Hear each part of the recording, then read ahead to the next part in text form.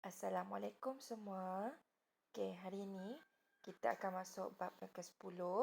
Tajuknya bentuk muka bumi dan saliran di Asia Tenggara. Okey, apa yang akan awak pelajari pada bab ini? Yang pertama, awak boleh menyatakan nama negara-negara di Asia Tenggara. Yang kedua, menjelaskan dengan contoh bentuk muka bumi di Asia Tenggara. Dan yang ketiga, awak boleh menjelaskan dengan contoh sungai dan tasik utama di Asia Tenggara.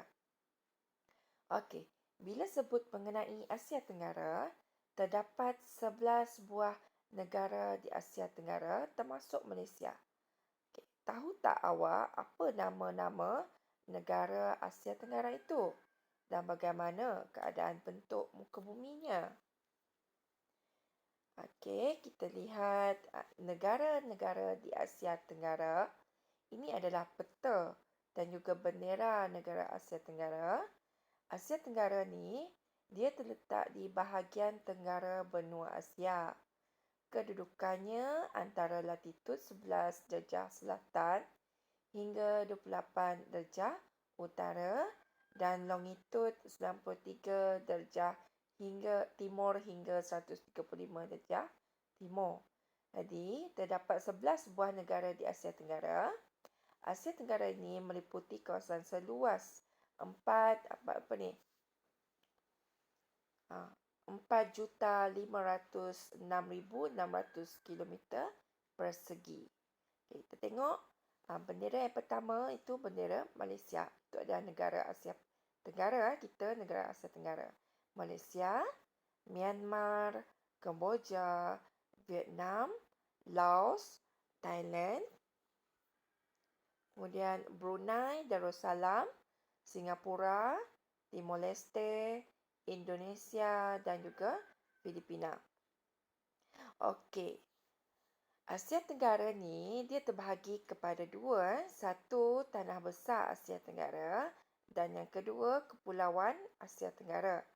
Negara yang terletak di tanah besar Asia Tenggara ialah Malaysia, iaitu Semenanjung Malaysia, Myanmar, Thailand, Kemboja, Laos dan juga Vietnam.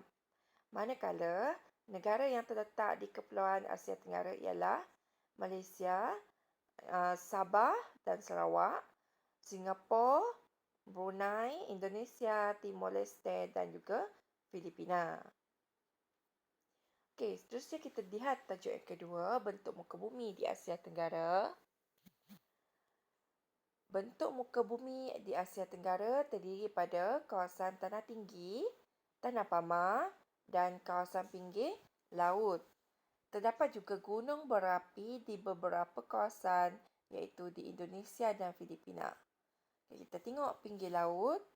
Semua negara di Asia Tenggara mempunyai pinggir laut kecuali Laos. Laut yang terdapat di Asia Tenggara adalah laut seperti Laut Andaman, Laut Cina Selatan, Laut Jawa, Laut Sulawesi dan Laut Sulu. Pinggir laut di Asia Tenggara cetek dan dikenali sebagai pentas benua. Okey, yang kedua, bentuk muka bumi yang kedua adalah tanah pamah. Tanah pamah banyak terdapat di delta dan lembah sungai. Kawasan yang subur dan sesuai untuk kegiatan pertanian seperti tanam padi. Kawasan ini berpenduduk padat, masuk penduduk padat, ramai penduduk kerana pertempatan dan jaringan perhubungan mudah dibina. Sebagai contoh, Delta Sungai Mekong Vietnam, Delta Sungai Irrawaddy Myanmar dan Lembah Menom Chao Phraya di Thailand. Okey, yang ketiga, bentuk yang ketiga adalah tanah tinggi. Okey, kalau awak tengok peta ni yang berwarna hijau ini maksudnya kawasan tanah pamah. Yang berwarna kuning maksudnya tanah tinggi. Kemudian boleh tengok pergunungan, ada gunung berapi dan juga sempadan antara bangsa. Okay, kita tengok bentuk muka bumi yang ketiga. Tanah tinggi di Asia Tenggara terdiri pada banjaran Gunung Lipat Muda dan banjaran Gunung Lipat Tua. Banjaran tinggi berpunca dari banjaran Himalaya di utara dan menganjur ke Asia Tenggara bermula di banjaran Arakan Yoma di Myanmar. Banjaran-banjaran lain adalah seperti banjaran Annam Vietnam, banjaran Bilaung Taung Thailand dan banjaran Crocker di Malaysia. Bentuk bumi yang terakhir adalah gunung berapi. Kebanyakan gunung berapi terdapat di Indonesia dan Filipina.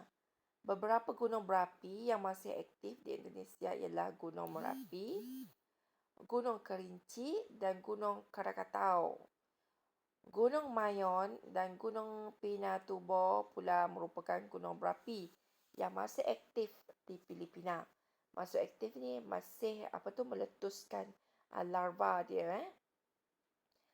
Okey, anda telah belajar tentang bentuk muka bumi Malaysia pada bab 6 dan bab 7. Ingatkah anda bagaimana bentuk muka bumi Malaysia? Masih ingat tak? Okey, kita tengok glosari. Apa itu gunung lipat muda? Gunung lipat muda iaitu gunung yang terbentuk akibat proses mampatan kerak bumi sejak 35 juta tahun. Gunung lipat tua, gunung yang terbentuk akibat proses mampatan kerak bumi sejak 200 juta tahun. Okey, tajuk yang ketiga, sungai dan tasik utama di Asia Tenggara. Terdapat banyak sungai dan tasik di Asia Tenggara yang mengakhiri pelbagai bentuk muka buminya. Sungai dan tasik mempunyai peranan dan kepentingan kepada penduduk di Asia Tenggara. Kita tengok sungai yang pertama iaitu Sungai Mekong. Sungai yang terpanjang di Asia Tenggara dengan panjangan dia 4,880 km. Sungai ini berpunca dari dataran Tibet di utara, mengalir melalui Yunnan di China, Myanmar, Thailand, Kemboja, Laos dan berakhir di Vietnam. Lebih 90 juta penduduk bergantung hidup pada Sungai Mekong, terutama pesawah padi. Kawasan lembah sungai subur sesuai untuk kegiatan pertanian. Lebih 140,000 kilometer persegi padi sawah ditanam di lembangan Sungai Mekong. Yang kedua adalah Sungai Irrawaddy, iaitu sungai yang terpenting dan terpanjang di Myanmar, iaitu panjangnya 2,293 km. Sungai ini mengalir dari utara hingga ke selatan dan berakhir di Laut Andaman. Sungai ini merupakan jalan perhubungan dan pengangkutan serta menjadi tumpuan penduduk untuk sumber air dan sumber protein. Delta Irrawaddy sesuai dijadikan kawasan pertanian, terutama untuk penanaman padi. Yang ketiga, Menom Chao Phraya, sungai ketiga. Sungai yang terpenting dan terpanjang di Thailand. Panjang dia 372 km. Sungai ini mengalir dari utara Thailand menuju ke Teluk Siam. Lembah Chao Phraya kaya dengan tanah aluvium yang subur untuk penanaman padi. Sungai ini merupakan jalan pengangkutan utama di Thailand. Bandaraya Bangkok terkenal dengan pasar terapung sehingga diberi nama julukan Venice Timur. Sungai ini juga penting untuk mengangkut kayu balak dan barangan pukal. Menom Chao Phraya ialah nama sungai yang panjang di Thailand. Menom ini dalam bahasa Thai maksudnya sungai. Perkataan danau dalam bahasa Indonesia dan tunnel dalam bahasa Kemboja masing-masing membawa maksud tasik. Jadi oleh itu, Tasik Toba di Indonesia dikenali sebagai Danau Toba, manakala tasik yang terbesar di Kemboja dikenali sebagai Tonle Sap. Kemudian tasik yang pertama iaitu Tasik Tonle Sap. Dia terletak di bahagian barat Kemboja, merupakan tasik air tawar semula jadi terbesar di Asia Tenggara. Tasik ini dia membekalkan sumber air untuk keperluan domestik penduduk Kemboja. Sistem pengairan berpunca dari tasik ini membentuk terusan yang digunakan untuk penanaman padi secara meluas. Perikanan air tawar merupakan kegiatan ekonomi terpenting dan dijalankan sepanjang tahun. Pada musim kemarau, tasik ini akan menjadi cetek dan kegiatan perikanan giat dijalankan. Tasik ini juga merupakan kawasan pelancongan dan kapal dapat mudik ke kawasan tasik melalui Sungai Mekong untuk membawa pelancong. Tasik yang kedua iaitu Danau Toba. Danau Toba ini dia terletak di Sumatera Indonesia, iaitu Sumatera Utara. Dan ia kawasan yang terkenal sebagai kawasan pelancongan. Tasik ini dia terbentuk di kawasan pergunungan. Dia merupakan tasik vulkanik yang terbentuk akibat ledakan gunung berapi antara 73,000 hingga 75,000 tahun lalu. Saiz Danau Toba ialah 100 km panjang dan 30 km lebar serta anggarannya sedalam 500 meter menjadikannya tasik vulkanik paling dalam di dunia. Terdapat sebuah pulau yang besar di tengah-tengah tasik ini iaitu Pulau Samosir yang terbentuk akibat pergerakan magma di bawah tasik. Tasik ini membekalkan sumber air untuk keperluan domestik dan aktiviti pertanian. Kita tengok glosari. Apa itu terusan? Terusan adalah sungai buatan. Vulkanik, proses pembentukan atau fenomena gunung berapi. Lembangan maksudnya tanah pamah yang rendah atau lembah. Barangan pukal maksudnya barangan dalam kuantiti yang besar dan banyak. Ini gambar sungai Irrawaddy di Myanmar, Tasik Menom Chopraya Thailand dan Danau Toba di Indonesia. Dan awak boleh tengok peta iaitu kedudukan sungai dan tasik utama di Asia Tenggara.